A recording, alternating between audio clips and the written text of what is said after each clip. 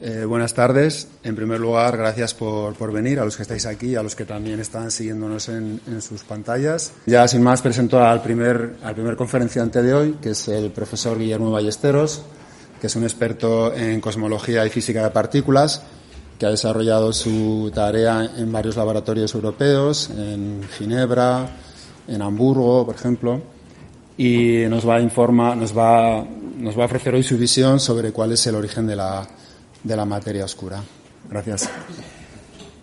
Buenas tardes a todos. Ese es el título de mi charla.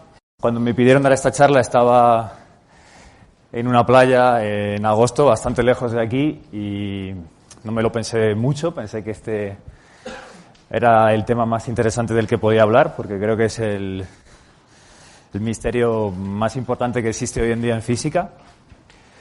Y cuando empecé meses después a pensar sobre lo que quería contar, me di cuenta de que es bastante complicado transmitirlo, y en particular transmitir lo que es el origen. Así que voy a dedicar gran parte de la charla al final no a explicar tanto qué es el origen de la materia oscura, sino por qué creemos que existe la materia oscura y qué propiedades tiene.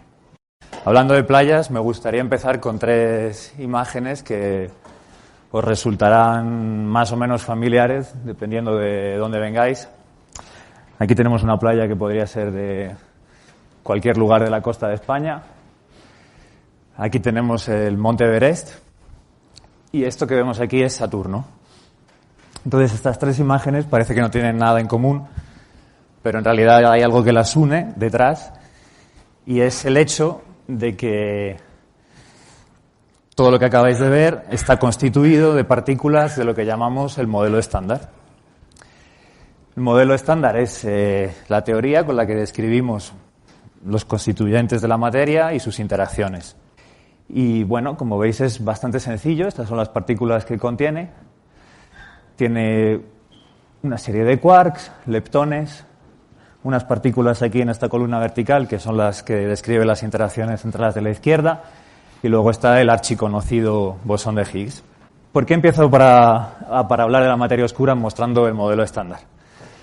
Porque, como tal vez algunos sabréis, la materia ordinaria, la playa, Saturno, el Everest, cualquier cosa que tenga que ver con nuestra vida cotidiana y nuestra experiencia diaria, solamente constituye el 5% de toda la materia y energía que contiene el universo.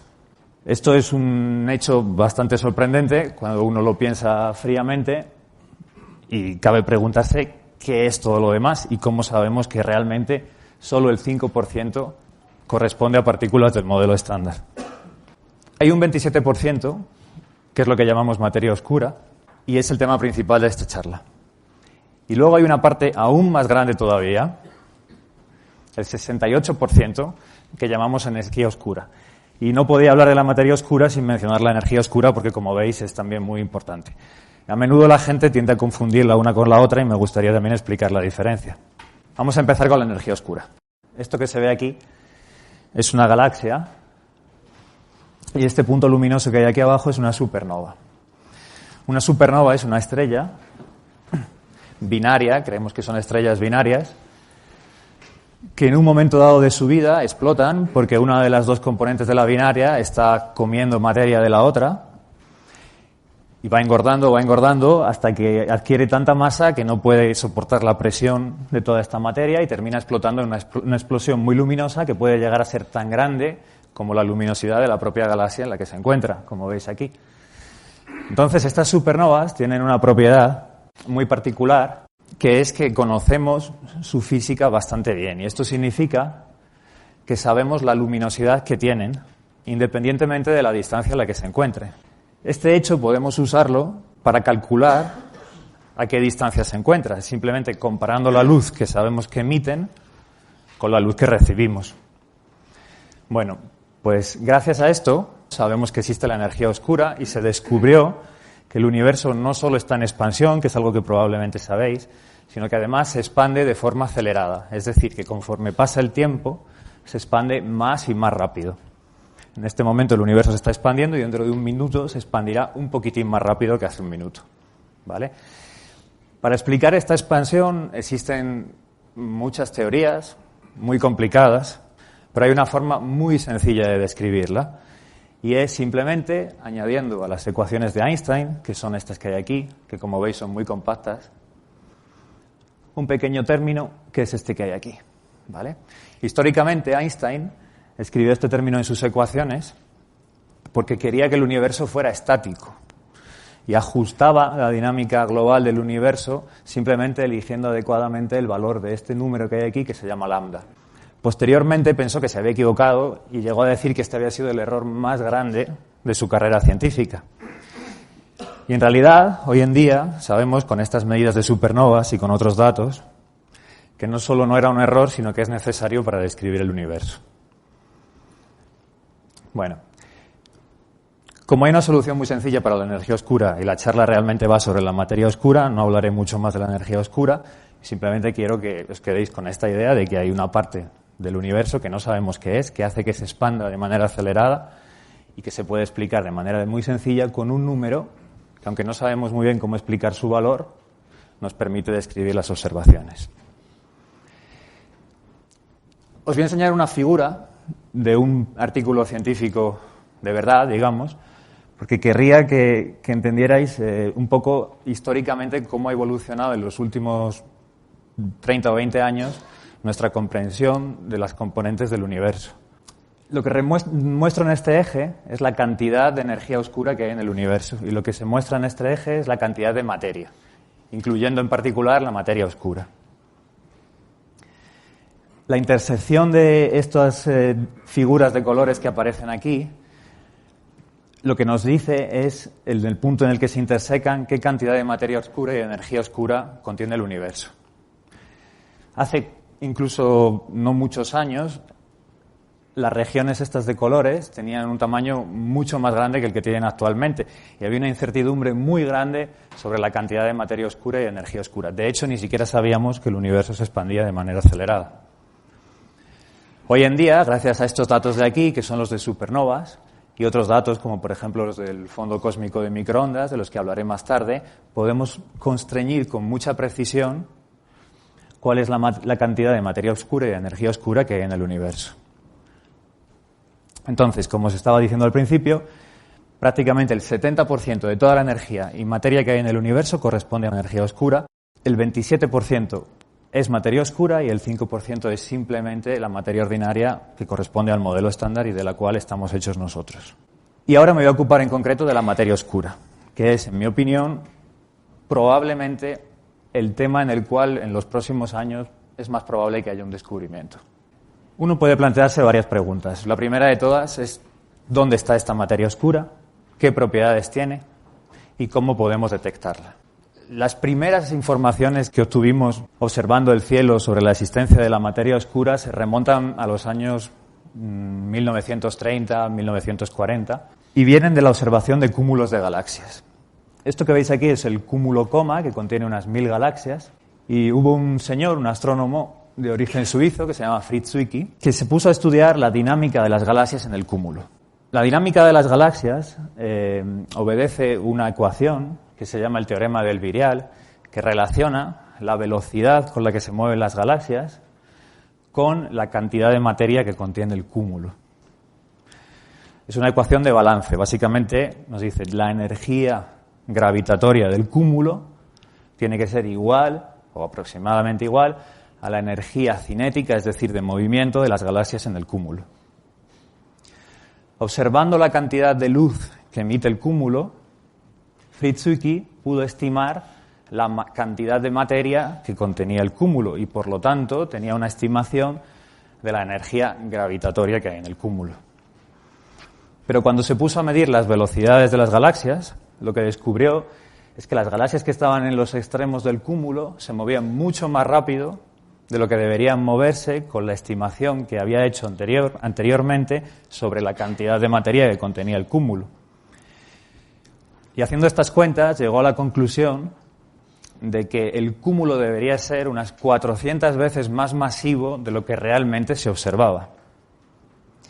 Hoy en día sabemos que en realidad esto no es exactamente así, sino que este número que aparece aquí de 400 es demasiado grande para la cantidad de materia que contiene el cúmulo, pero sí que estaba en lo cierto Y realmente el cúmulo contiene prácticamente 40 o 50 veces más masa de la que podemos ver.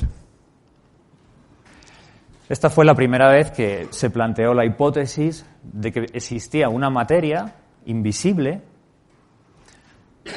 pero que se encuentra permeando el universo y, aunque no la podemos observar con nuestros telescopios, sí que es sensible a la gravedad, es decir, sí que gravita como cualquier otra materia.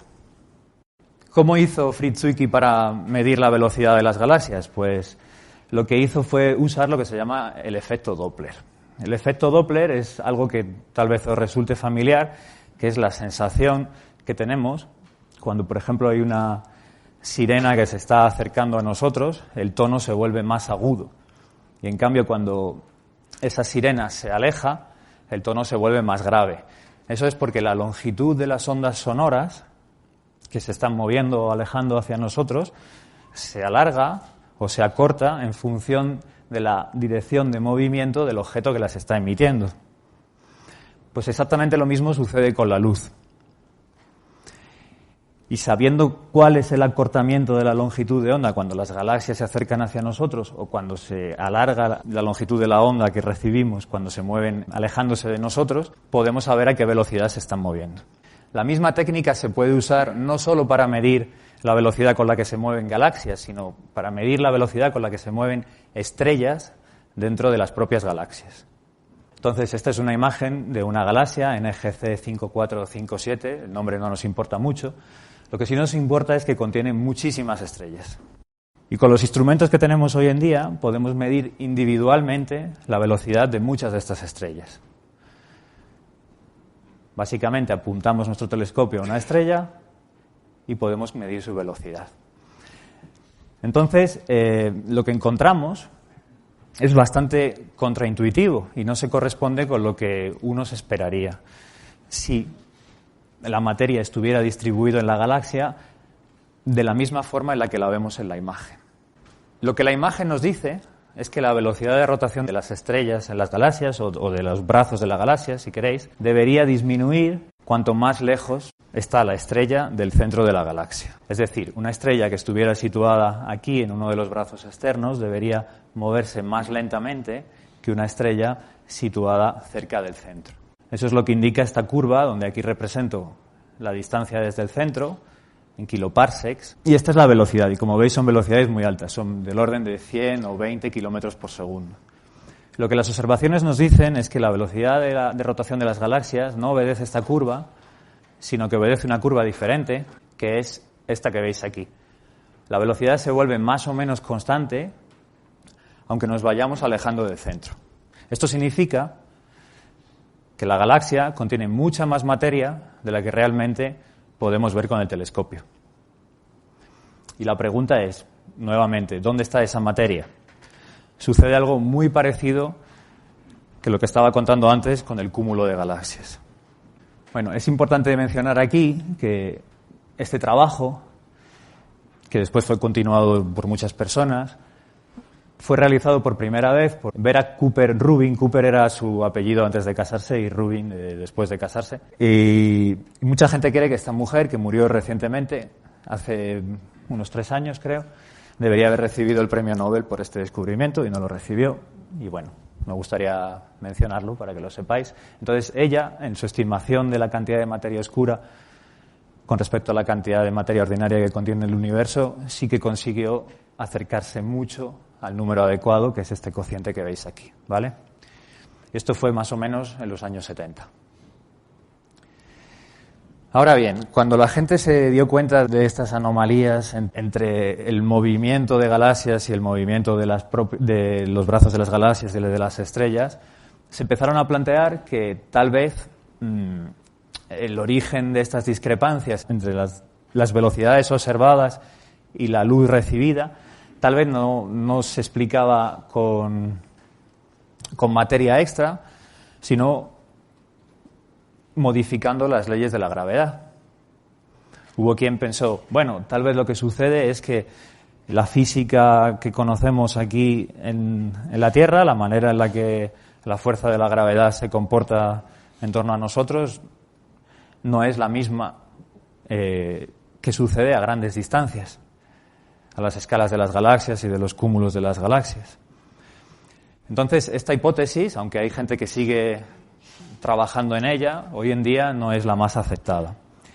Y el motivo es que, como veréis, hay muchas observaciones diferentes que nos sugieren que existe la materia oscura y es imposible explicar todas estas observaciones de manera simultánea modificando las leyes de la gravedad. ¿De acuerdo? Entonces, lo que realmente se piensa hoy en día es que todas las galaxias, como esa que veis ahí, están rodeadas por una cantidad ingente de partículas de materia oscura que se alejan del centro de la galaxia, distancias muy, muy grandes en proporción a las imágenes que tenemos de las galaxias. Entonces, toda esta zona aquí, en torno al centro de la galaxia, esta sería toda la galaxia, la llamamos halo galáctico y creemos que es un conjunto de partículas de materia oscura. Y algo muy parecido creemos que sucede con los cúmulos de galaxias. Entonces, la cuestión que ahora nos planteamos es, bueno, ¿qué clase de partículas son estas que no podemos ver, pero que sí sienten la atracción gravitatoria? Como os decía, hay muchas otras evidencias de la existencia de la materia oscura. Por ejemplo, no sé si lo sabíais, pero la propia luz puede sentir la fuerza de la gravedad. De hecho, esto fue lo que sirvió para confirmar por primera vez la teoría de la relatividad general de Einstein. Si tenemos un objeto muy masivo que se encuentra entre nosotros, aquí donde está el telescopio, y una estrella, la luz no viaja por lo que llamaríamos la línea recta entre nosotros y la estrella, sino que se curva en torno a este objeto tan masivo.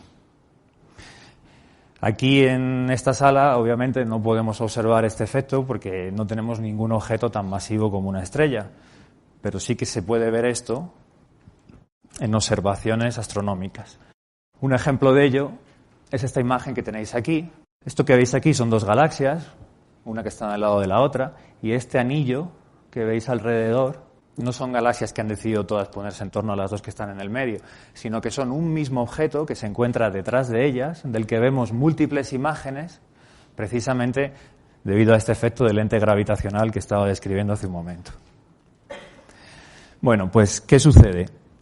Si tenemos la galaxia, pero la galaxia no está sola, sino que además está rodeada de un halo de materia oscura, como el que estaba describiendo antes, entonces la curvatura de la luz, cuando viaja desde una estrella o desde una galaxia hasta nosotros, va a ser diferente que si la galaxia estuviera desnuda, sin materia oscura. Y gracias a este efecto tenemos una nueva evidencia de que existe materia oscura. Y además, no solamente sabemos que hay materia oscura, sino que podemos también medir la cantidad de ella que hay en el universo. Y nuevamente, ese número coincide con las estimaciones anteriores de la rotación de las galaxias y del movimiento de las galaxias en cúmulos. Os voy a poner otro ejemplo también, si queréis, de lente gravitacional. Lo que vemos aquí son muchas imágenes de galaxias, algunas de las cuales son imágenes múltiples también porque se producen ejemplos de lentes. Y esto que hay aquí es lo que se llama el cúmulo Bala, que se descubrió hace unos años y tiene una propiedad muy particular que es que realmente es un cúmulo compuesto de dos cúmulos de galaxias distintos que se encuentran en colisión. Uno viene por aquí por la izquierda y otro por la derecha. Entonces, las imágenes que obtenemos de este cúmulo son de dos tipos. Unas son en el rango óptico, es decir, el rango de la luz usual con la que nosotros vemos, pero también podemos observar el cúmulo en rayos X, ¿vale? Y cuando lo observamos en rayos X, nos damos cuenta que la materia que emite esos rayos X está localizada en unas zonas muy particulares del cúmulo, que no se corresponden exactamente con las zonas del cúmulo que son más masivas, porque son las zonas en las que hay más imágenes múltiples de galaxias. Eso significa que la materia que emite la radiación de los rayos X no es la misma que la que está produciendo las lentes gravitacionales. Entonces, en el pequeño vídeo que os voy a mostrar ahora en un momento, lo que vais a ver es dónde se sitúa la materia que emite los rayos X y dónde se sitúa la materia oscura en el cúmulo. Bueno, esta zona naranja, rosa o naranja es la zona donde se encuentra la materia que emite los rayos X, y la zona azul es donde os decía que hay muchas imágenes múltiples de galaxias, es donde creemos que se encuentra la materia oscura, que es la que realmente produce estas imágenes múltiples. Entonces, lo que está pasando aquí es lo que os comentaba hace un momento, que son dos cúmulos de galaxias que chocan frontalmente, y mientras que la dinámica de la materia está afectada no solo por la atracción gravitatoria entre las partículas, sino también por la fricción que sufren cuando colisionan unas con otras, la materia oscura se queda como rezagada precisamente porque no tiene este efecto de fricción que sí que tiene la materia ordinaria. Entonces, esta es otra de las evidencias de que la materia oscura sí que siente la fuerza gravitacional, pero no interacciona como el resto de las partículas del modelo estándar. Es decir, en concreto, la materia oscura no tiene interacciones electromagnéticas. Y aquí tenéis una foto del cúmulo en todo su esplendor. Bueno, de momento se ha hablado de dos propiedades de la materia oscura que son muy importantes para entenderla. Una de ellas es que siente la fuerza gravitacional y la otra es que no tiene interacciones electromagnéticas. Y este es el motivo por el que no podemos verla. Pero hay otra propiedad también muy importante, y es que decimos que la materia oscura tiene que ser pesada. Aunque realmente lo que deberíamos decir es que es una materia fría o lenta. ¿Por qué decimos esto? Porque hemos comprobado que la materia oscura es necesaria para formar la cantidad de galaxias y para entender la estructura que tiene.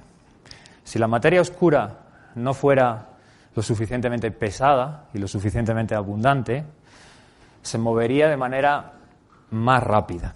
Eso significaría que formar galaxias es mucho más difícil, porque si tenemos objetos que se mueven rápidamente, resulta más complicado que se queden ligados gracias a las fuerzas gravitacionales.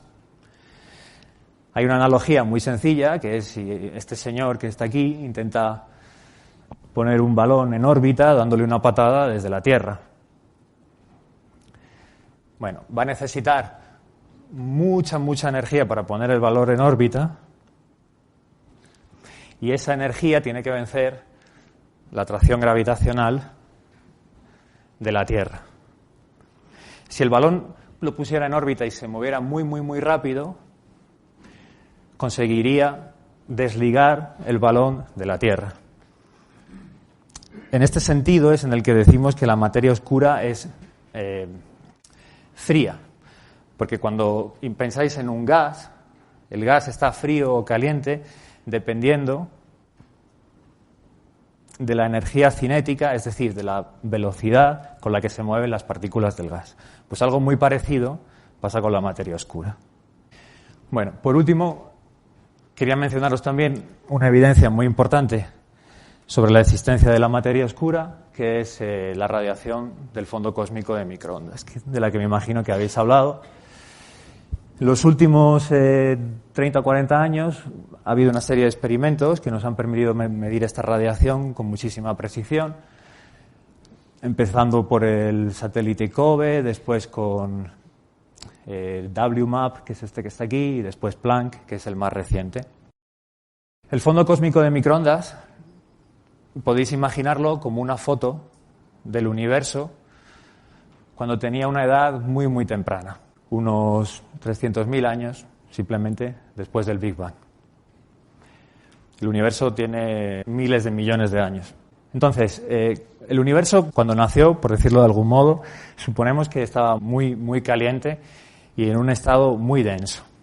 Al expandirse, el universo se fue enfriando y eso hizo que los electrones, los protones y los neutrones que se encontraban en el universo pudieran juntarse unos con otros formando átomos, como los átomos de helio y los átomos de hidrógeno.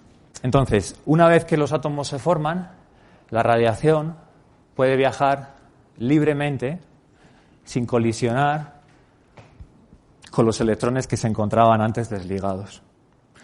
Esa radiación que se libera en ese momento es lo que llamamos el fondo cósmico de microondas, y en el momento en el que se liberó tenía una temperatura muy alta, de unos 3.000 grados, Pero hoy en día nos llega con una temperatura mucho más fría, simplemente debido a que el universo ha tenido mucho tiempo para expandirse y bajar su temperatura. Entonces, lo que vemos en estas imágenes, por ejemplo esta del satélite COBE, son las fluctuaciones en la temperatura del fondo cósmico de microondas.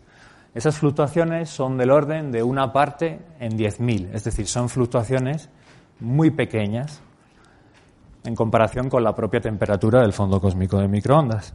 Esta fue una de las primeras imágenes que se obtuvo. Más tarde el satélite WMAP obtuvo otra todavía mucho más precisa y hoy en día tenemos esta otra del satélite Planck más precisa todavía. Por eso veis que la granularidad de la imagen va aumentando conforme aumenta la precisión de nuestras observaciones. Las propiedades de este fondo cósmico de microondas son, como os he dicho, que es una temperatura muy fría y que tiene unas fluctuaciones muy pequeñas. Pero si estudiamos la distribución espacial de las fluctuaciones en el espacio, con nuestras observaciones, podemos representarlo de esta manera que veis aquí. En este eje horizontal, lo que represento son distancias angulares, que quiere decir que si cojo 2 puntos cualesquiera en el cielo, puedo medir el ángulo que hay entre ellos y puedo mirar la temperatura que hay en ese punto y la temperatura que hay en ese otro punto. Y puedo hacer lo mismo en todo el cielo, siempre con el mismo ángulo, y después puedo ir variando el ángulo y hacer un mapa, o si queréis un histograma, de cuán grandes son esas fluctuaciones como función del ángulo.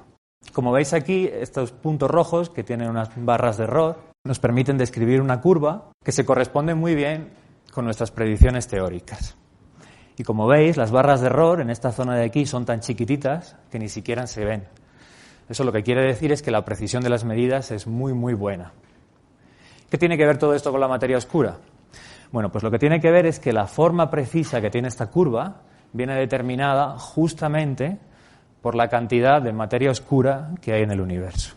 En esta animación que os voy a mostrar ahora, lo que vais a ver es la misma curva de antes, pero cómo cambiaría en función de la cantidad de materia oscura que hay en el universo.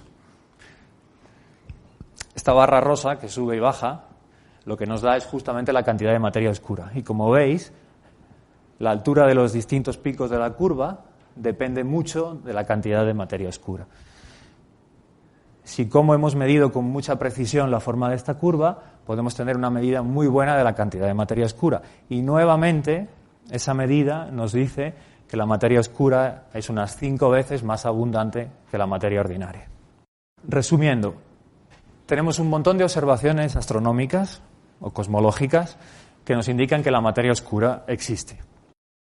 Y el candidato que ha sido más popular hasta el momento para entender qué puede ser la materia oscura es lo que llamamos WIMPs en inglés, que significa Weakly Interacting Massive Particles. En español sería partículas masivas que interaccionan débilmente. Tienen que ser masivas por lo que os explicaba antes de que es necesario para poder formar las estructuras que vemos en el universo. Y lo de que interactúan débilmente simplemente es el hecho de que no podemos observarlas porque no tienen interacciones electromagnéticas. ¿De acuerdo? Entonces, bueno, hay un montón de candidatos posibles para este tipo de partículas. Y todas ellas son distintas extensiones del modelo estándar del que os hablaba al principio de la charla. El problema es que muchas de estas partículas no vienen por sí solas, sino que cuando intentamos extender el modelo estándar de manera consistente con el resto de la física que conocemos, necesitamos añadir no solo una partícula de materia oscura, sino generalmente todo un nuevo sector de partículas, que es lo que llamamos en español suena un poco raro, pero lo que llamamos el sector oscuro. Entonces, algunas de las ideas que se han usado para extender el modelo estándar son la supersimetría o incluso la posibilidad de que pudiera haber dimensiones extra, muy pequeñitas, más allá de las 4 que podemos ver, o las 4 quiero decir, las 3 espaciales y el tiempo que experimentamos en nuestra vida diaria. ¿De acuerdo? Lo que es muy interesante de todo esto es que esta zona nueva, que podría explicar la materia oscura, no se encuentra completamente aislada del modelo estándar, sino que en la mayor parte de las teorías, y de hecho para explicar la existencia de estas partículas, es necesario que exista una conexión entre ambas partes, unas interacciones, igual que las interacciones del modelo estándar nos explican cómo interaccionan las distintas partículas del modelo estándar. Hay unas interacciones que podrían conectar las partículas de materia oscura con el propio modelo estándar. Y esto nos permite buscar estas partículas de materia oscura de distintas maneras. Una de ellas, por ejemplo, es realizando colisiones de partículas, estas sí del modelo estándar, en colisionadores de partículas como el que hay en el CERN. Otra posibilidad es estudiar colisiones de partículas de materia oscura con partículas del modelo estándar, y para hacer eso lo que tenemos que hacer es colocar nuestro experimento en una zona que se encuentre muy aislada de cualquier otro tipo de interacciones, normalmente bajo tierra a mucha profundidad. En realidad, si realmente las partículas de materia oscura son este tipo de WIMPs de las que estoy hablando, ahora mismo nosotros estaríamos siendo atravesados por millones y millones de partículas de estas por minuto. Realmente no nos damos cuenta de ello, porque interaccionan muy poquito, pero hay una probabilidad muy pequeña de que lo hagan. Entonces, si esperamos un tiempo suficientemente largo y tenemos un detector suficientemente aislado, sí que podríamos detectarlas, ¿de acuerdo? Y hay otra forma de hacerlo, que es estudiando colisiones o aniquilaciones de partículas de materia oscura consigo mismas. Entonces, estas aniquilaciones podrían darnos lugar a partículas del modelo estándar, en particular a fotones que podríamos detectar en forma de rayos gamma o rayos X. Y para eso lo que tenemos son satélites, como este que os ilustro aquí, dando vueltas en torno a la Tierra, intentando captar esta radiación. Y la parte complicada de todo esto es separarla de otras fuentes de radiación, de rayos X o de rayos gamma que podamos tener. Bueno, y en la parte que queda de la charla quisiera hablarlos de un tipo o de un candidato de materia oscura que no tiene nada que ver con estas WIMPs de las que os he hablado hasta el momento, de estas partículas masivas que interaccionan débilmente, sino que es una idea muy antigua y tiene que ver con los agujeros negros. Alguien podría preguntarse, bueno, ¿por qué la materia oscura no podría estar hecha de agujeros negros? Los agujeros negros, como sabéis, son unos objetos muy densos, muy masivos. Son tan densos y tan masivos que no dejan escapar ni siquiera la luz que se acerca lo suficientemente a ellos. Esto podría ser una partícula, si queréis, de materia oscura, porque tiene propiedades muy parecidas a las WIMPs. Es imposible que lo veamos y no tiene las interacciones normales del modelo estándar. Entonces, esta es una idea muy antigua. La imagen usual de la formación de un agujero negro es algo parecido a lo que muestro en esta imagen. Es de una estrella que adquiere material de otra estrella que pasa por allí cerca. Va engordando, va engordando, va engordando hasta que se vuelve suficientemente masiva como para colapsar formando un agujero negro. Esto es lo que llamaríamos un agujero negro astrofísico. Pero existe otra forma en la que es posible que pudieran formarse agujeros negros. Y esta forma se le ocurrió a Stephen Hawking en los años 70. Como he dicho, un agujero negro es un objeto muy masivo y muy compacto.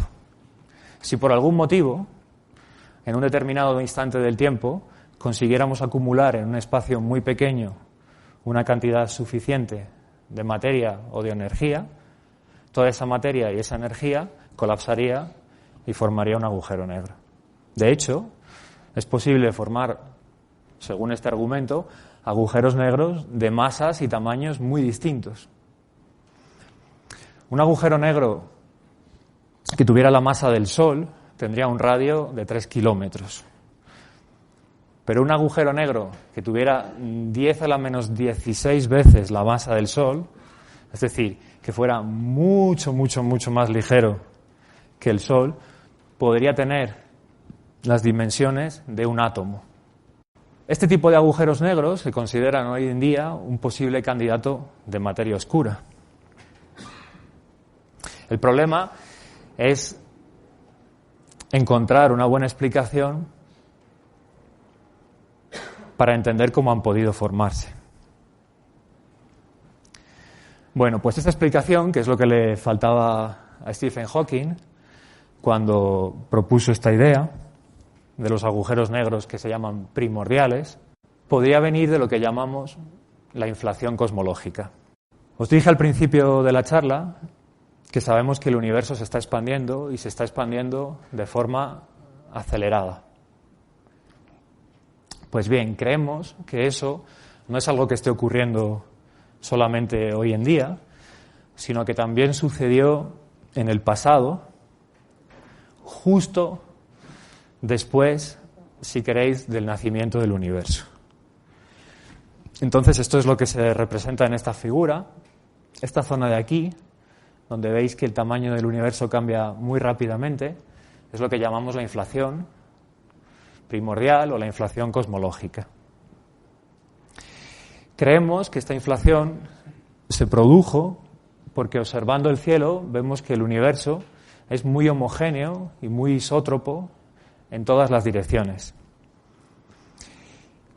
Si intentamos hacer correr la película de la evolución del universo hacia atrás en el tiempo, esta homogeneidad y esta isotropía del universo que observamos no podemos entenderla con la teoría usual del Big Bang.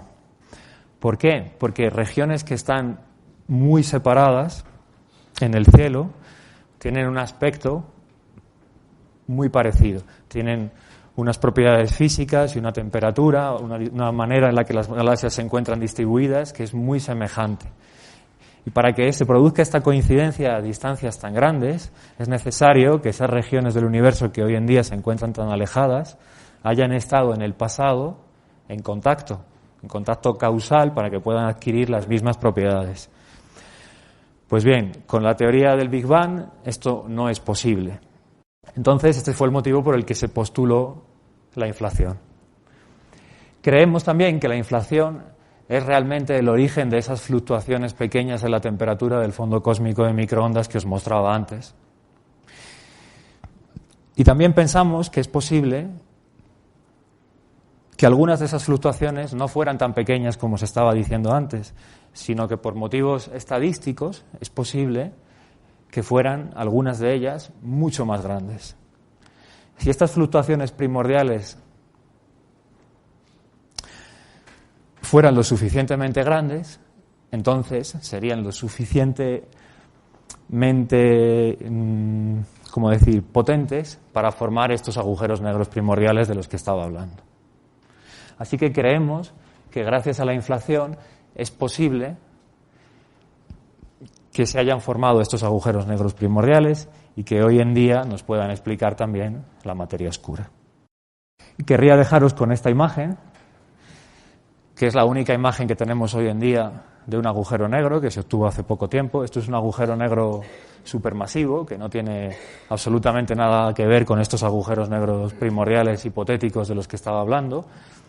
Pero bueno, quería simplemente dejarla aquí para que sepáis que los agujeros negros realmente existen, no son algo de ciencia ficción, y también porque es la imagen que hemos elegido para ilustrar las charlas de este ciclo de conferencias y también porque es el tema sobre el que va a hablar el próximo ponente. Así que bueno, espero que os haya gustado la charla y que sigamos todos investigando.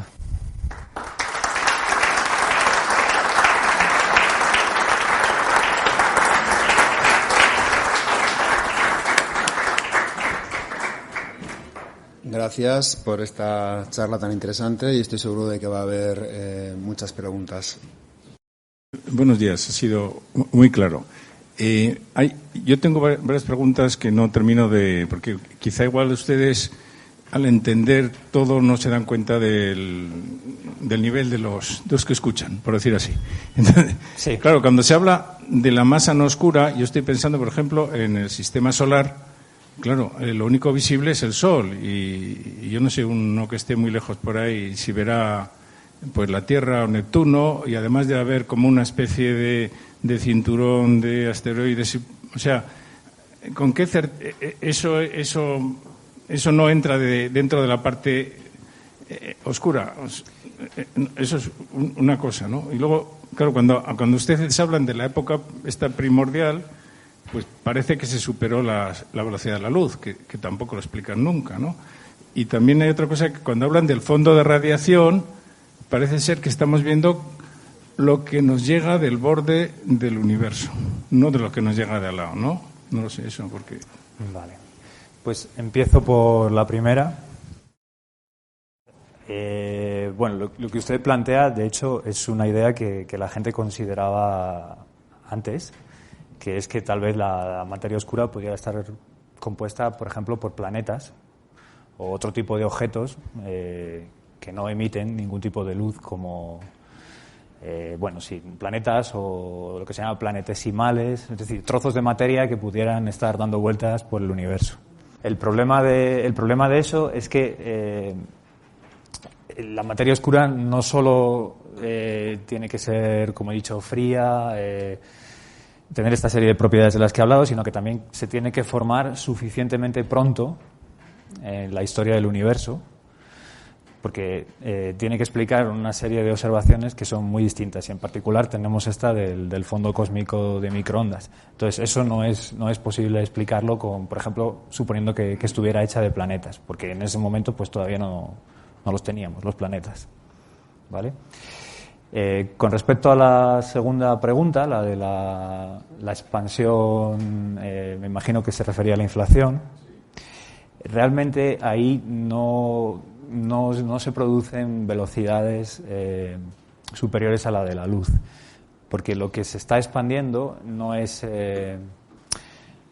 un objeto físico como, por ejemplo, esta copa, sino que cuando hablamos de expansión, a lo que nos referimos es al propio espacio-tiempo.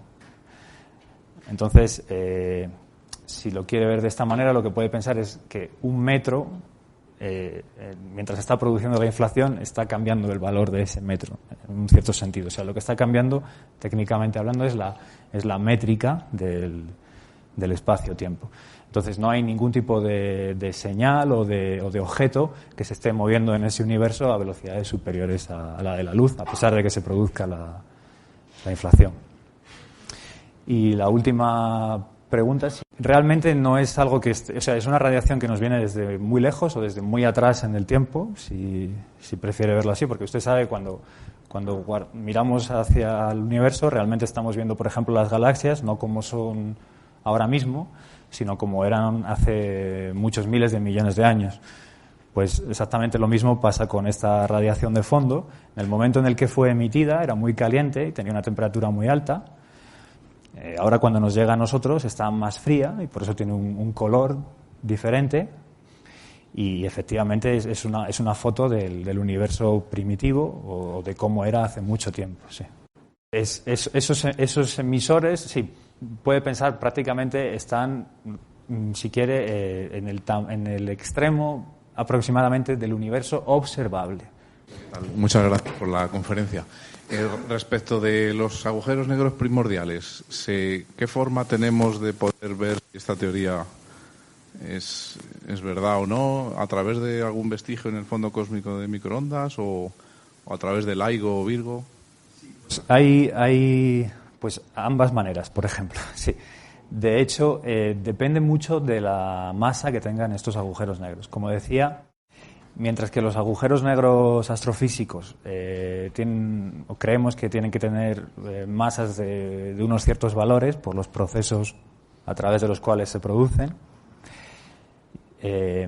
con los agujeros negros primordiales es un poquito diferente, porque su masa realmente de lo que depende es básicamente del momento de la historia del universo en el que se producen, es decir, del momento en el cual estas fluctuaciones tan grandes, estas concentraciones tan grandes de materia y energía tienen lugar.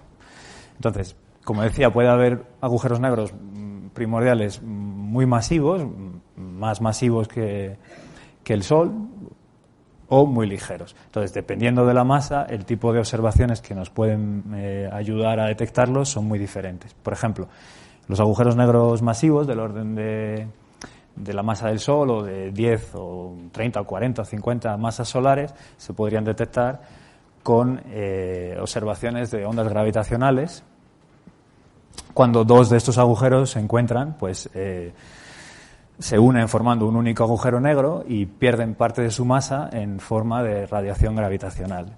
De hecho, esta idea de la que he hablado al final, de que la materia oscura pudiera ser constituida por estos agujeros negros, ha renacido, digamos, últimamente, precisamente porque cuando los observatorios de ondas gravitacionales como LIGO o Virgo detectaron hace poco ondas gravitacionales, hubo gente que propuso que tal vez se correspondían a agujeros negros primordiales y no astrofísicos. Sin embargo, si la materia oscura estuviese compuesta de agujeros negros de esa masa, el número de eventos que estos observatorios de ondas gravitacionales deberían detectar es mucho más alto de lo que realmente se está detectando. Entonces, por eso pensamos que si realmente son eventos de colisiones de agujeros negros primordiales, esos agujeros negros solo serían una parte muy pequeña de la materia oscura. Sí. Eso por lo que respecta a los agujeros negros masivos.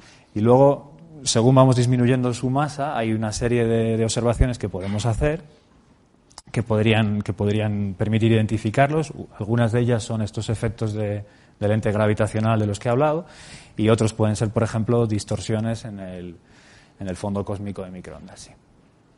Cuando has hablado de los candidatos a componentes de la materia oscura, has hablado de las WIMP Sí. y de los agujeros negros primordiales. Sí. ¿Qué pasa con las partículas, los acciones, que son pesadas e interaccionan con una interacción fuerte?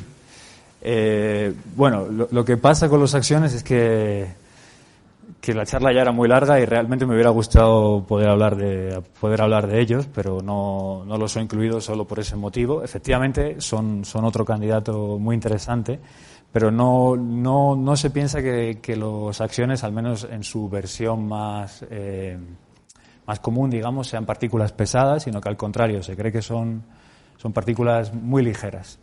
Y la manera de detectarlos es a través de su interacción con la radiación electromagnética, con fotones. Para el resto de la gente, los acciones son otro candidato de materia oscura que fueron propuestos originalmente no como una explicación de la materia oscura, sino para resolver un problema técnico del modelo estándar, que es porque el modelo estándar tiene una simetría que resulta estar ahí, digamos, de manera accidental. Hay un número en el modelo estándar que es muy pequeño, no sabemos explicar su valor, y la manera de entender el valor de ese número que nos resulta más atractiva es suponer que existe una nueva partícula, que es lo que mencionaba este señor, que se llama acción, y esa nueva partícula podría ser también un candidato de materia oscura. Entonces, realmente, la verdad es que no sabemos qué es la materia oscura, y tal vez es posible que la materia oscura no esté hecha simplemente de un único tipo de partícula, la acción o las WIMPs, o tal vez no sea únicamente agujeros negros primordiales, sino que es posible que sea una combinación de distintas, de todas estas cosas, ¿no? Tal vez haya como cuando uno hace un pastel, pues tiene distintos ingredientes, pues tal vez la materia oscura también tenga distintas componentes, no solo una. Hola, buenas tardes. Gracias por la conferencia, muy interesante como todas. Mi pregunta es la siguiente. Corríjame si me equivoco porque soy profano en la materia, pero bueno. La materia oscura facilita la cohesión de lo que es la materia ordinaria que nosotros vemos, ¿no? Por ejemplo, llámese los cúmulos, supercúmulos, galaxias, nebulosas, etcétera. Sí. Por otro lado, tenemos que el universo se está expandiendo y encima de forma acelerada, que ahí yo creo que interviene es la energía oscura, ¿no? Sí. Es como contradictorio, la energía por un lado y luego la materia por otro. ¿No viola ahí lo que es el principio de equivalencia masa-energía de la relatividad? Gracias. Vale. No hay tal problema. Realmente lo que sucede es que cuando se forma una galaxia, por ejemplo, lo que decimos es que digamos su comportamiento se desacopla en un cierto sentido de esa evolución acelerada del universo de manera global, ¿no? Lo que pensamos es que, y realmente lo que sucede es que la dinámica de la galaxia se puede describir sin muy buena aproximación, sin tener en cuenta la expansión acelerada debido a la energía oscura. Entonces no se produce ningún tipo de violación del principio de equivalencia ni nada parecido, ¿no? Enhorabuena y gracias por su conferencia, porque el argumento no es sencillo, incluso por lo que veo, por gente muy, muy cercana al mundo de la física, sino directamente físicos. Yo no soy físico y entonces le quiero preguntar, si lo tiene bien, algo que probablemente es una banalidad. Mientras la teoría especial de la relatividad relacionó claramente energía y materia, no es posible, me imagino que habrá ocurrido, algún tipo de relación entre materia oscura y energía oscura con una relatividad que no contemple la energía electromagnética. Gracias. Que no contemple la energía electromagnética. Sí, porque todo oscuro. Si es oscuro no hay electricidad, no hay fotones. Sí. A mi humilde entender. Y entonces, y lo digo de verdad, es decir, ya sé que probablemente estoy hablando de una forma bastante estrafalaria por gente acostumbrada a argumentos mucho más concretos. Pero siempre me ha parecido que el gran misterio de la materia oscura y de la energía oscura es algo que puede asimilarse a lo que Einstein descubrió con la relatividad general, que es la relación entre materia y energía, pero visible de alguna forma. Bueno, realmente, Gracias. Si me permite, voy a una de las transparencias que tenía al principio, que no pensé que me iba a ser tan útil, pero ahora veo que sí, que es esta de aquí. Estas son las ecuaciones de Einstein. Entonces, en la parte izquierda de las ecuaciones, estos símbolos lo que representan son la geometría, por ejemplo, la geometría del universo. Y en la parte de la derecha lo que tenemos es la materia. Entonces, lo que nos dice la ecuación es que tiene que haber un balance entre la dinámica del propio universo como un todo y la materia que contiene. Pero esta ecuación no hace ningún tipo de selección ni de preferencia entre materia que sea luminosa o no sea luminosa. Todo eso está ahí en la parte de la derecha y, bueno, es igualmente válida tanto para la materia oscura como para la materia ordinaria e incluso para la energía oscura, que, como decía, se puede añadir a la ecuación simplemente con un término tan sencillo como ese. Sí, buenas tardes. Quería saber si interacciona la materia oscura entre sí. Es decir, ¿podría haber planetas oscuros, por así decirlo? Creemos que no. Hay gente que ha propuesto incluso estrellas de materia oscura, que podría ser el equivalente de lo que está hablando usted, pero son teorías un poco exóticas, digamos. Entonces pensamos en los modelos más comunes de materia oscura, creemos que esto no es posible. Si se dice que son partículas la materia oscura, entre ellas no hay interacción, es decir, parece como un poco extraño, partículas y no hay interaccionan entre ellas. Sí pueden interaccionar, pero interaccionan de manera muy débil, no lo suficientemente fuerte como para poder formar átomos o objetos más grandes, digamos. Sí, era respecto a incorporar a la materia oscura el modelo estándar, a qué campo pertenecería la materia oscura y si se podría deducir más o menos cuál sería el spin, o incluso si podría relacionarse la materia oscura con el gravitón, dado que solo se sabe que actúe gravitacionalmente.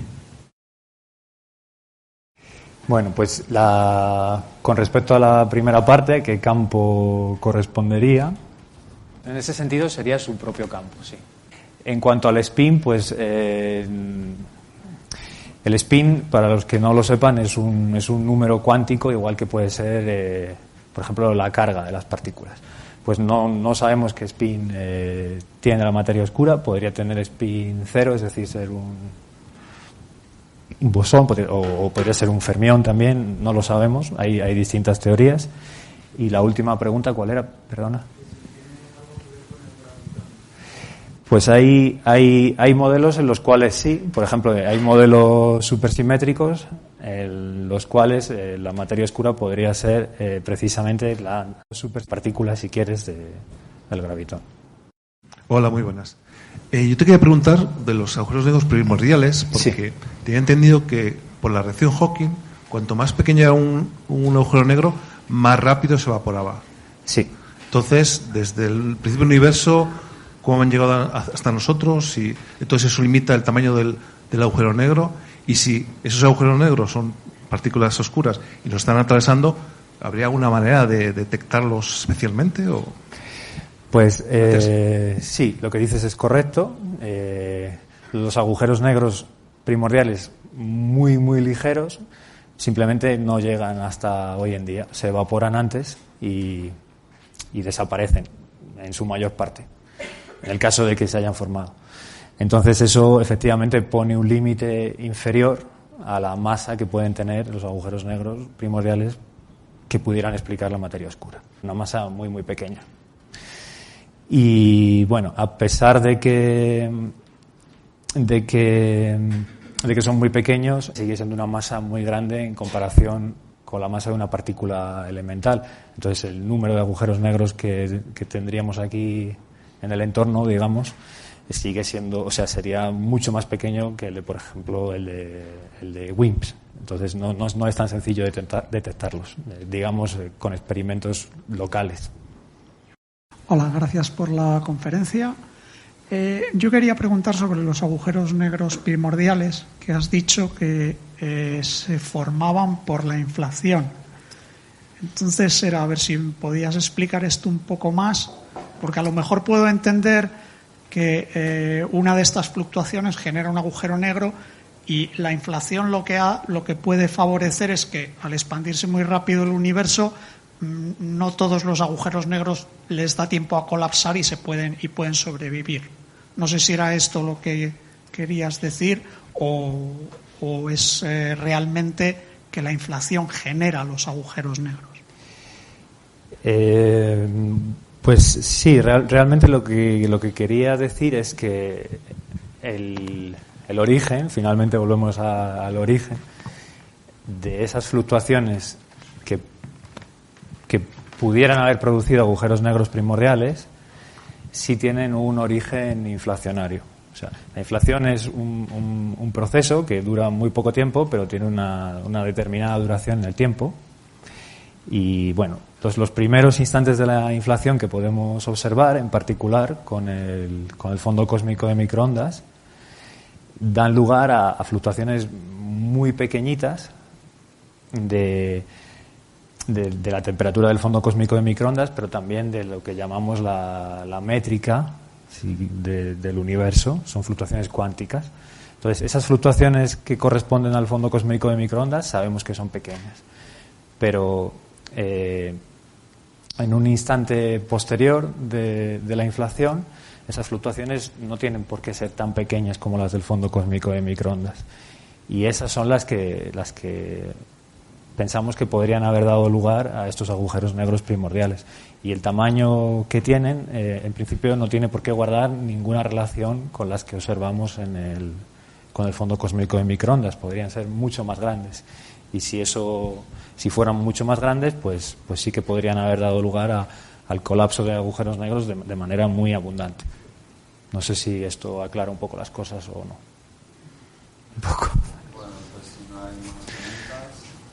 Damos las gracias a Guillermo por esta charla tan interesante.